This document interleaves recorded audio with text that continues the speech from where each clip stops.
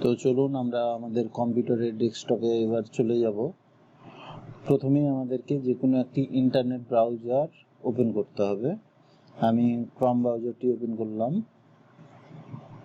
Open করার পরে আমরা যে আইডিটি ডিলিট করব, ফেসবুক অ্যাকাউন্টটি ডিলিট করব, সেই ফেসবুক অ্যাকাউন্টটি আমাদেরকে লগ ইন করতে হবে। আমার যেহেতু লগ ইন করা আছে, আমি সরাসরি চলে যাচ্ছি আমার ফেসবুক অ্যাকাউন্টে।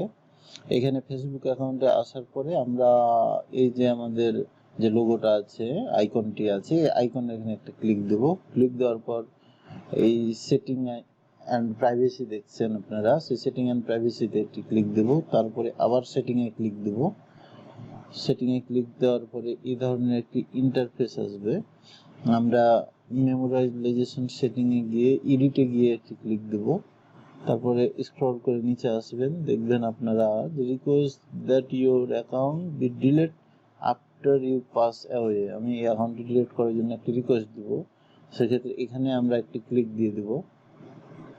ক্লিক দেওয়ার পর এখানে কিছু কনফার্ম করতে বলছে, এখানে কিছু নোট দিয়েছে। নোটটা ভালোভাবে পড়ে আপনারা এই যে ডিলিট আফটার ডেট, এখানে এটা ক্লিক করে দিলেই এই রিকোয়েস্টটি পাঠানো হলো। 24 ঘন্টার মধ্যেই অ্যাকাউন্টটি ডিলিট হয়ে যাবে। এভাবেই বন্ধুরা আমরা আমাদের ফেসবুক যেগুলো অপ্রয়োজনীয় অ্যাকাউন্ট, এভাবেই আমরা ডিলিট করে ফেলবো। তো ধন্যবাদ, সবাই ভালো থাকবেন, সুস্থ থাকবেন এবং আমার এই চ্যানেলটিকে সবাই সাবস্ক্রাইব করে দিবেন। ধন্যবাদ সবাইকে।